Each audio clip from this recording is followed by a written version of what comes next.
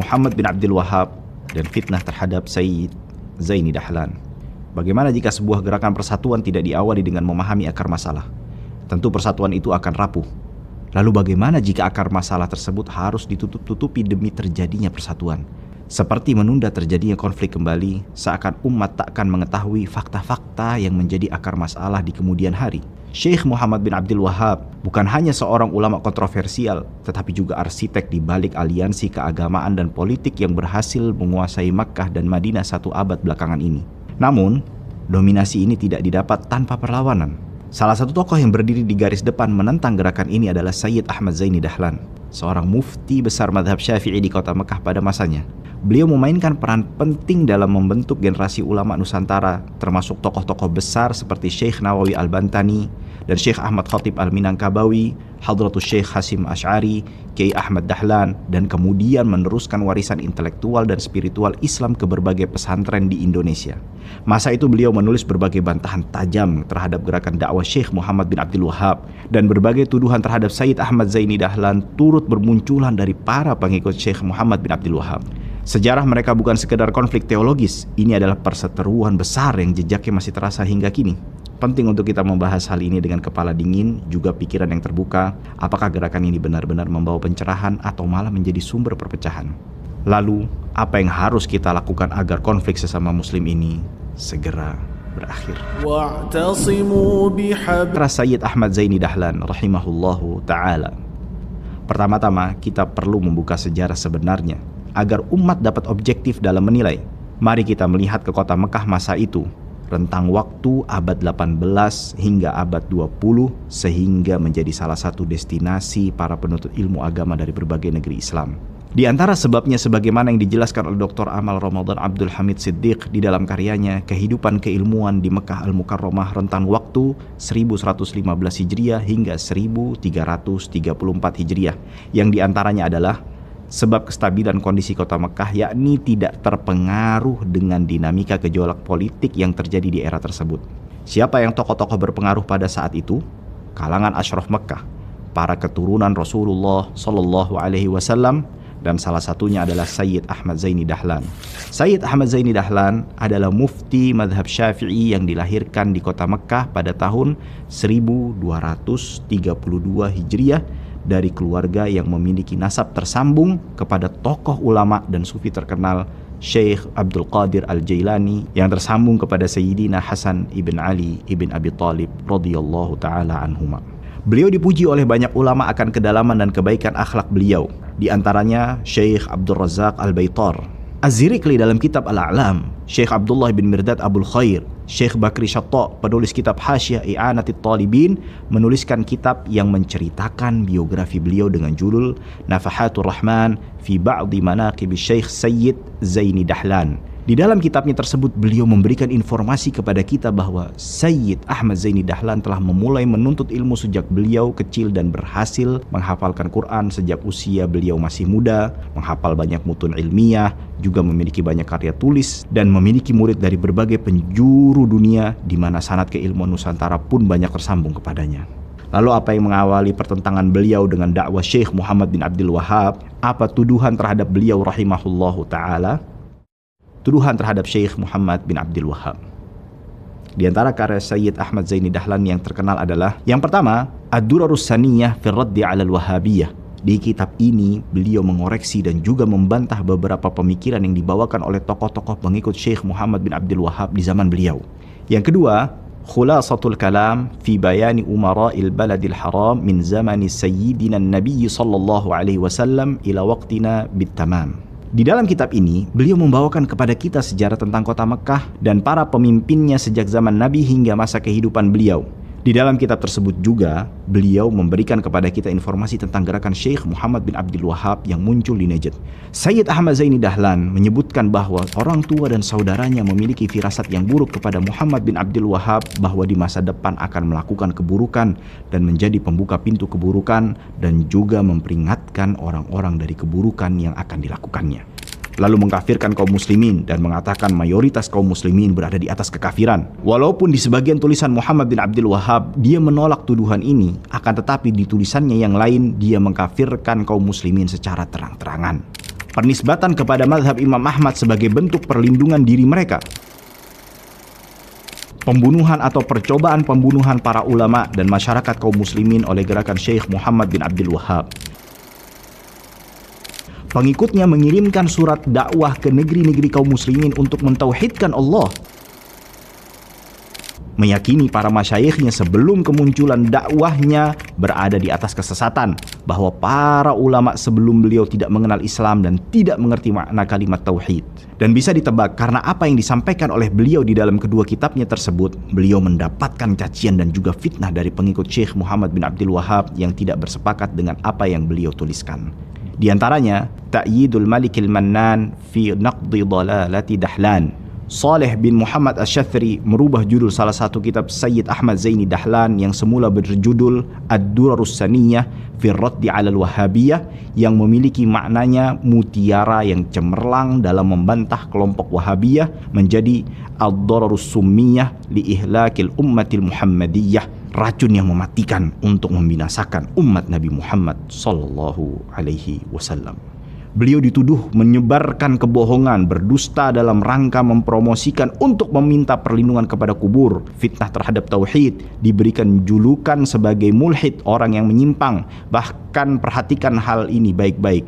Syekh Sulaiman bin Sahman, salah seorang tokoh dari pengikut Muhammad bin Abdul Wahhab, salah seorang murid dari cucu beliau, penulis kitab Fathul Majid, syarah kitab Tauhid, yang bernama Abdurrahman bin Hasan bin Muhammad bin Abdul Wahhab, di dalam kitab Ad-Durarus Saniyah fil Ajwibatin Najdiyah, menjuluki Syekh Ahmad Zaini Dahlan sebagai imam kekufuran dan kesewenang-wenangan. Dan juga salah seorang ulama Arab Saudi yang bernama Saleh Al-Fauzan, dalam satu rekaman kajian beliau pernah ditanyakan mengenai Syekh Zaini Dahlan, lalu beliau menjawab sebagai seorang khurafi, yakni pendusta atau suka berhayal, orang yang iri terhadap dakwah yang disampaikan oleh Syekh Muhammad bin Abdul Wahhab.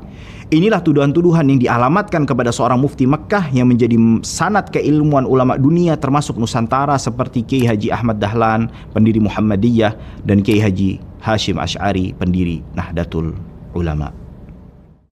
Isi bantahan Sayyid Ahmad Zaini Dahlan. Mari kembali tenangkan diri, jernihkan hati dan pikiran kita.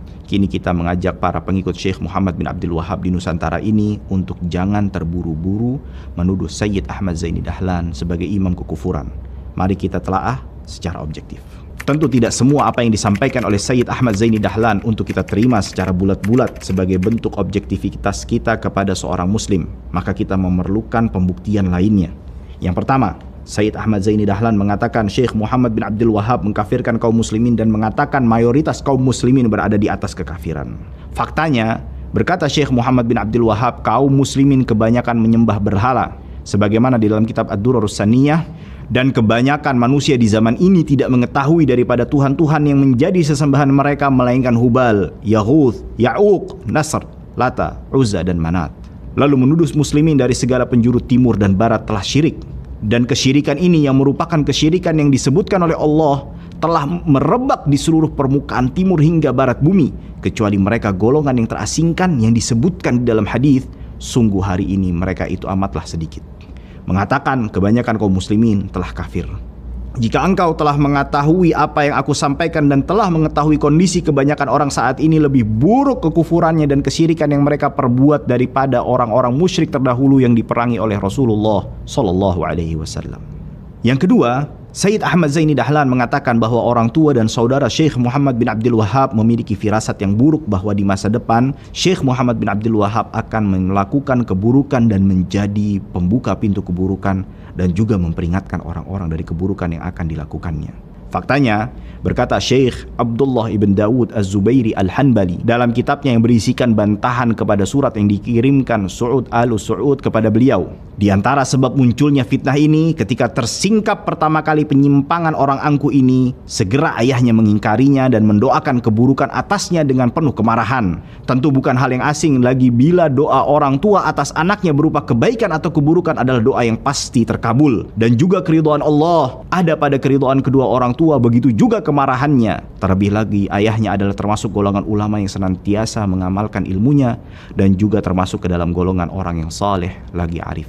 Muhammad ibn Humaid, mufti madhab Hanbali, dalam kitab beliau As-Suhubul Wabilah ala Daraihil Hanabilah, dan telah menyampaikan kepadaku sebagian ulama yang hidup sezaman dengan Syekh Abdul Wahhab, yakni ayah daripada Syekh Muhammad bin Abdul Wahhab, bahwasannya ia begitu marah kepada anaknya Muhammad dikarenakan dia enggan untuk mempelajari ilmu fikih sebagaimana pendahulunya dan juga ulama-ulama yang ada di daerahnya, dan ayahnya juga memiliki firasat buruk bahwa anaknya akan menimbulkan keburukan, dan juga sering mengatakan kepada orang banyak, wahai kalian yang akan melihat keburukan yang ditimbulkan oleh Muhammad bin Abdul Wahhab. Yang ketiga, mereka mengikuti mazhab Imam Ahmad untuk melindungi diri mereka dari serangan ulama. Berkata Muhammad bin Abdul Wahhab, kebanyakan yang terdapat di dalam kitab Al-Ighna' dan Muntaha menyelisihi mazhab Imam Ahmad. Kedua kitab yang dikatakan oleh Muhammad bin Abdul Wahhab, kitab yang mayoritas isinya menyelisihi mazhab Ahmad, merupakan rujukan seluruh ulama mazhab Hanbali dalam berfatwa. Supaya Anda bisa membayangkan kedudukan kedua kitab ini, seperti halnya kitab Tuhfatul Muhtaj karya Al-Imam Ibnu Hajar Al-Haytami dan Nihayatul Muhtaj karya Al-Imam Ar-Ramli di dalam mazhab Asy-Syafi'i. Lantas mazhab Hanbali mana yang ingin dia jadikan acuan ketika dua kitab utama yang menjadi kitab rujukannya saja dianggap sudah tidak sesuai?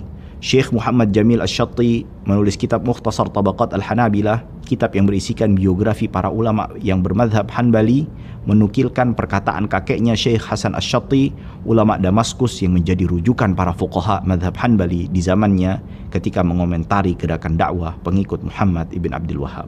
Dan mereka mengatakan diri mereka mengikuti Ibnu Taimiyah dalam banyak permasalahan, dan mereka juga menyelisihinya dengan penyelisihan yang jauh berbeda. Kalaulah bukan kekhawatiran terjadinya konflik agama dan politik, pastilah mereka akan menyatakan diri mereka tidak mengikuti Imam Ahmad, bahkan juga tidak mengikuti Ibnu Taimiyah. Mereka merupakan cacat dalam mazhab kami yang bersih. Yang keempat, mereka berusaha bahkan telah membunuh banyak kaum muslimin dari para penentang mereka, mulai kalangan ulama hingga orang awam. Berikut kisah gagalnya upaya pembunuhan pengikut Syekh Muhammad bin Abdul Wahhab terhadap saudara kandung beliau sendiri, Syekh Sulaiman ibn Abdul Wahhab. Dan Allah menyelamatkan beliau dari keburukan dan makar saudaranya yang selalu melancarkan serangan yang membuat takut orang-orang yang berada jauh. Karena jika tidak mampu untuk membunuh secara terang-terangan setiap orang yang menyelisihi dan membuat sanggahan untuknya, dia akan mengirimkan seseorang untuk membunuh orang tersebut di atas pembaringannya atau di pasar di malam hari, dikarenakan pendapatnya yang mengatakan kafirnya dan halalnya darah setiap orang yang menyelisihinya. Lalu Syekh Muhammad bin Fairuz Al-Hanbali mengirimkan surat kepada Sultan Abdul Hamid Khan untuk meminta pertolongan dalam memerangi para pemberontak yang muncul dari daerah Najd.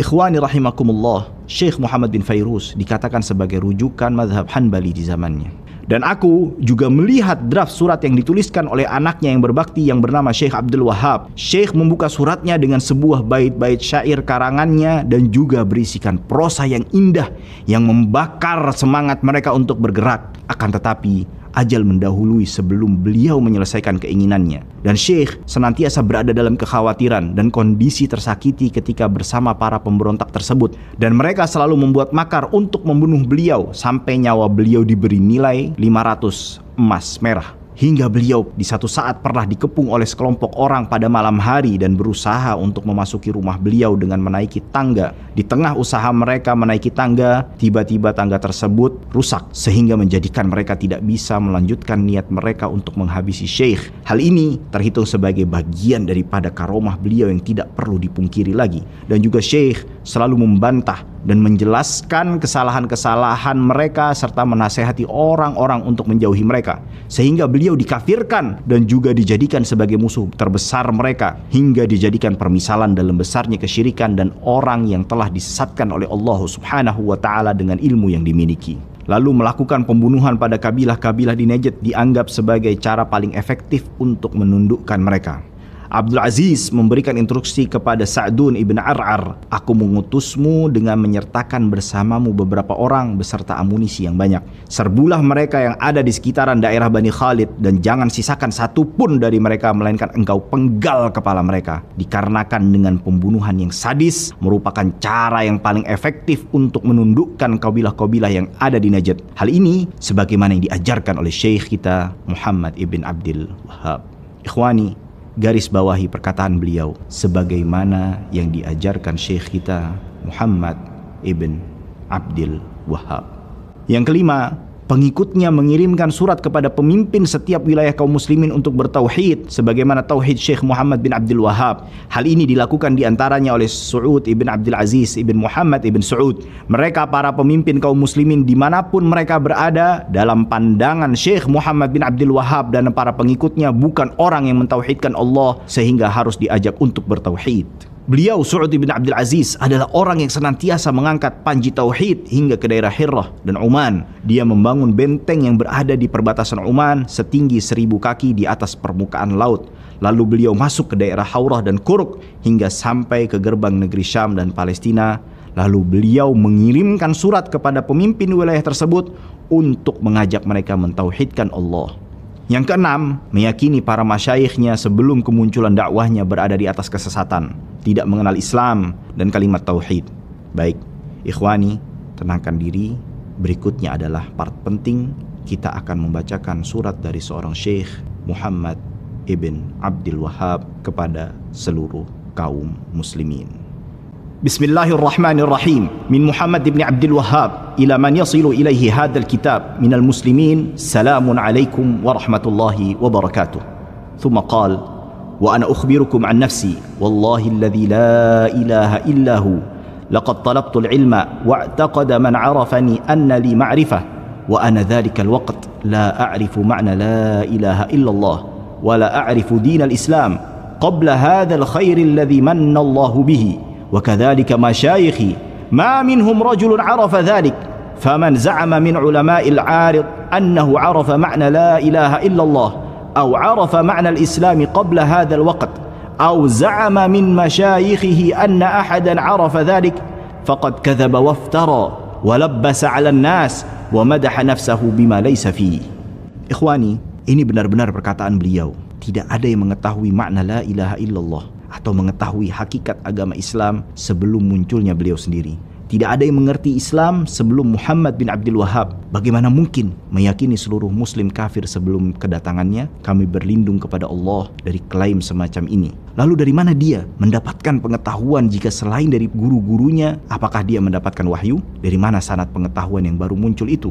Maka tidak heran jika ada ulama yang mengatakan dia memberikan pesan secara tidak langsung kepada semua orang bahwa dirinya adalah seakan seorang nabi. Demi menghindari adanya fitnah, mari kita lihat pemahaman pengikut Syekh Muhammad bin Abdul Wahhab berikut ini.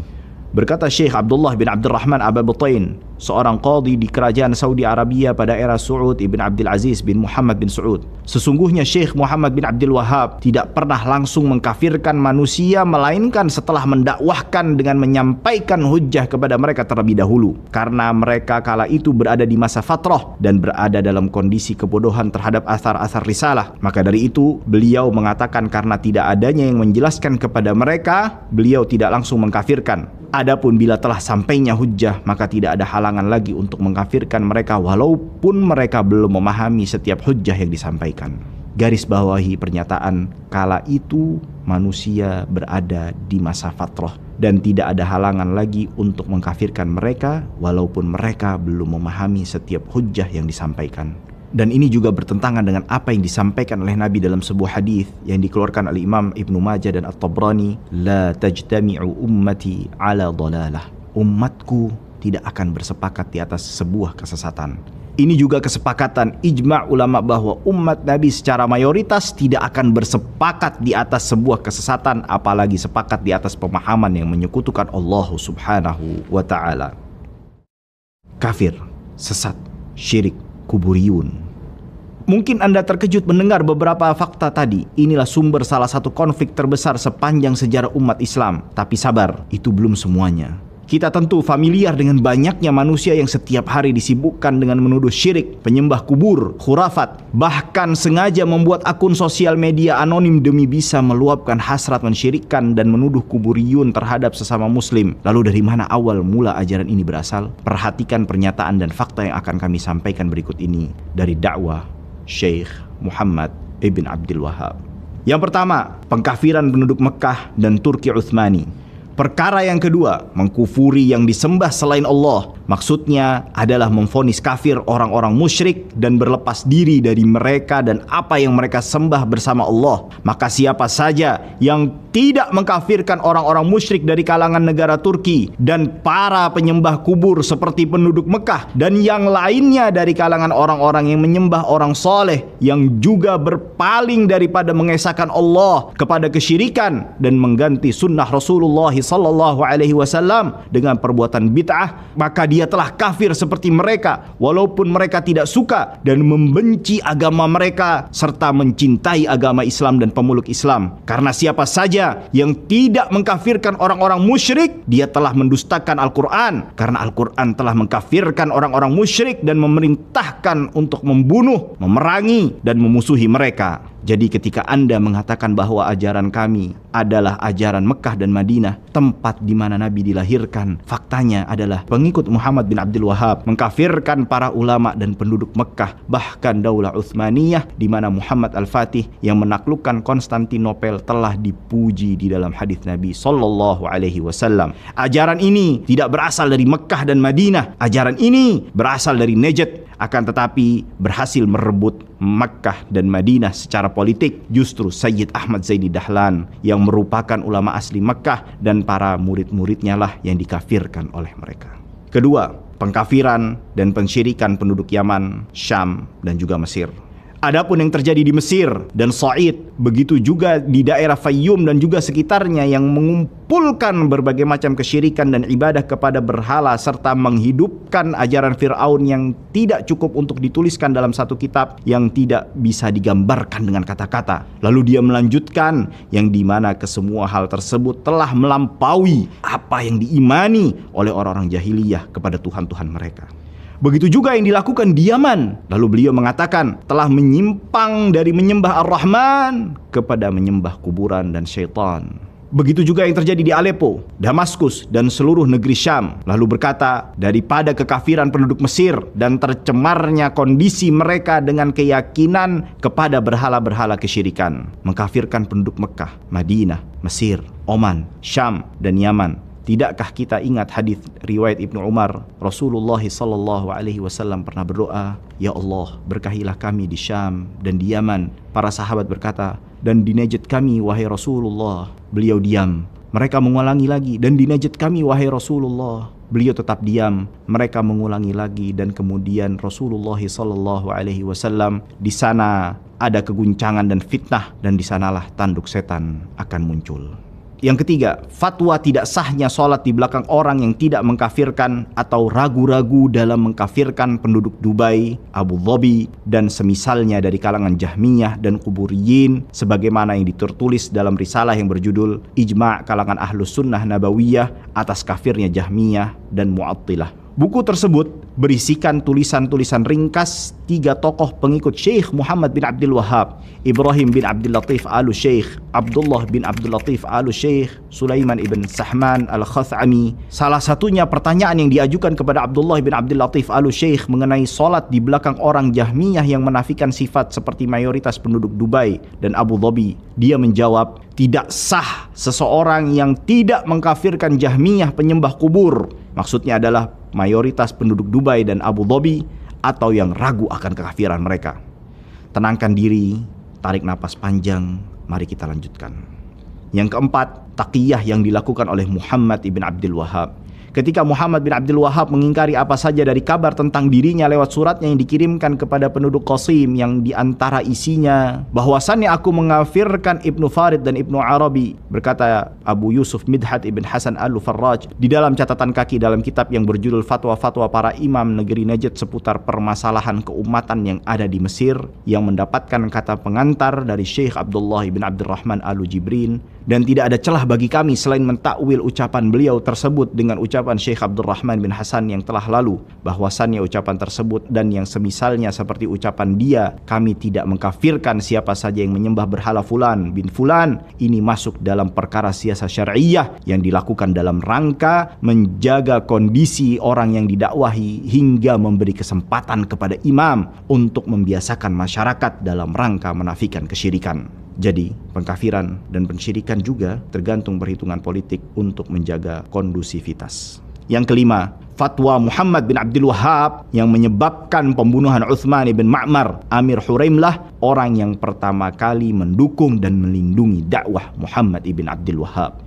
Pada saat itu, Syekh Muhammad bin Abdul Wahhab berkata kepada para utusan yang mendatangi beliau yang berasal dari daerah Uyainah, "Aku menginginkan kalian untuk berbaiat di atas agama Islam dan Rasulnya, dan juga bersikap loyal, membela kepada siapa saja yang membelanya, dan bersikap kontra kepada siapa saja yang memerangi dan memusuhinya, walaupun orang itu adalah pemimpin kalian, Uthman." Lalu karena pernyataan tersebut, setelah selesai pelaksanaan sholat Jumat, para pengikut Syekh Muhammad bin Abdul Wahhab membunuh Uthman ibn Ma'mar, sosok yang paling awal mendukungnya, tepat di masjid tempat dia melaksanakan sholat Jumat. Yang keenam, pembantaian dan penjarahan yang dilakukan di Karbala, sebagaimana pengakuan Su'ud ibn Abdul Aziz ibn Muhammad bin Su'ud. Adapun ucapanmu, kita telah menyerang Karbala dan menjarah harta yang ada di sana. Segala puji bagi Allah, dan kami tidak menyesali perbuatan tersebut, dan bagi orang-orang kafir akan menerima nasib yang serupa. Yang ketujuh, bolehnya membunuh hanya berdasarkan sampainya hujjah walaupun tidak memahaminya. Yang ditunjukkan ucapan beliau keduanya yaitu penjatuhan vonis kafir dan pembunuhan tidak disyaratkan dengan dipahaminya hujjah secara total, akan tetapi cukup dengan sampainya hujjah. Adapun memahaminya dan sampainya hujjah adalah dua hal yang berbeda. Jika sekiranya hukum ini disyaratkan dengan dipahaminya hujjah, maka kita tidak akan mengkafirkan dan membunuh kecuali setelah mengetahui dia telah membangkang saja. Ucapan ini sangat jelas kebatilannya. Yang kedelapan, pengakuan Su'ud ibn Abdul Aziz ibn Muhammad bin Su'ud bahwa mereka telah melakukan pembantaian, penjarahan kepada kaum muslimin yang menyelisihi mereka. Adapun yang dikatakan bahwasannya kami membunuh orang-orang kafir, maka ini bukanlah perkara yang kami sesali dan kami anggap sebagai perkara besar. Bahkan kami akan melakukan lebih banyak lagi dengan izin Allah, serta mewasiatkan kepada generasi setelah kami, dan mereka juga akan memberikan wasiat yang sama kepada generasi setelah mereka, sebagaimana ucapan salah seorang sahabat, "Selamanya kami akan senantiasa berada di atas jihad selama kami masih ada." Lalu dia juga mengucapkan, "Kami tidak memiliki hobi selain jihad, dan juga kami tidak memiliki sumber penghasilan melainkan dari harta-harta orang kafir." Yang mereka maksud dari orang kafir di sini yaitu muslimin yang tidak mengikuti mereka, bukan non-muslim, karena memang dakwah Muhammad bin Abdul Wahhab ini tidak pernah menyerang ke daerah non-muslim, baik di Eropa, Afrika, dan lainnya.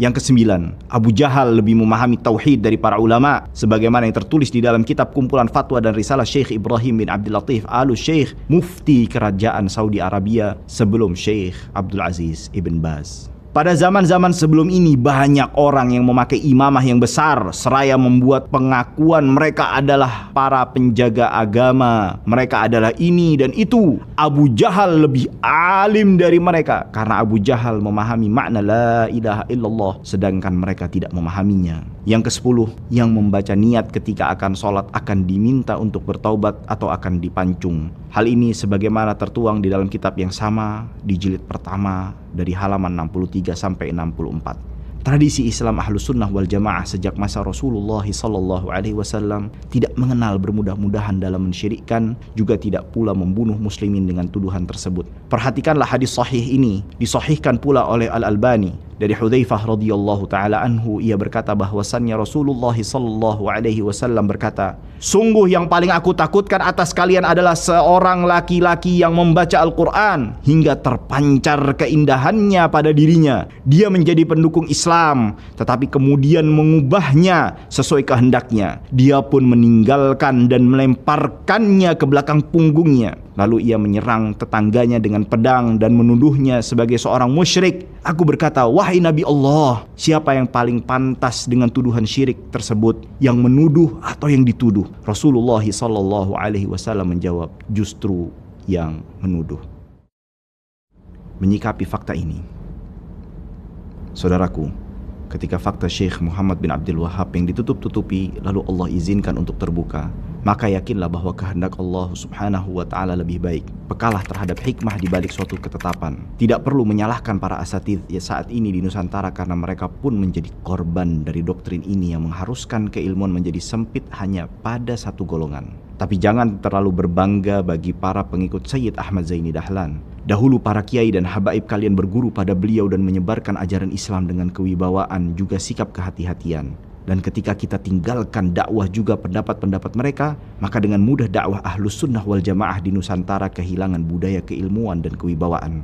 Ketika dakwah dijadikan sarana hiburan dan majelis-majelis ilmu dianggap membosankan. Ketika kegiatan keagamaan tidak lagi memperhatikan batasan-batasan syariat yang menjadikan bercampurnya laki-laki dan perempuan. Ketika kiai-kiai serta habaib yang alim serta tawadhu kalian tinggalkan, lalu memilih jalan mengundang para penceramah dengan ukuran viral yang menjadikan agama sebagai pertunjukan. Kita telah membuka jalan bagi pemikiran-pemikiran ini untuk masuk ke masyarakat lewat keluhan akan perilaku para agamawan. Mereka saudara-saudara seiman kita menawarkan celah solusi untuk beralih kepada majelis ilmu berdalih penuh dalil di saat hal itu kita tinggalkan. Maka apa yang kalian tunggu? Kembalilah pada ajaran para pendahulu. Sanad keilmuan ini begitu mahal dan berharga hanya untuk ditukar dengan selera tuan rumah penyelenggara setiap kegiatan.